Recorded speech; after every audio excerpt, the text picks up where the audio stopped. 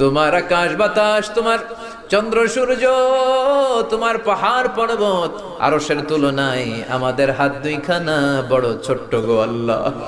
ছোট দুটি হাত পেতে বুক ভরা আশা নিয়ে তোমার শাহী দরবারে এই গহীন রাতে তোমার পেয়ারা বান্দাদেরকে নিয়ে ভিক্ষুকের মতো, নাদানের মতো, মূর্খের মতো হাত তুললাম। আমাদের হাত দুইখানা কবুল আর মঞ্জুর করে দাও। আকাশের নিচে জমিনের উপরে আমাদের চেয়ে বড় কোনো গুনাহগার আর দ্বিতীয়টা নাই।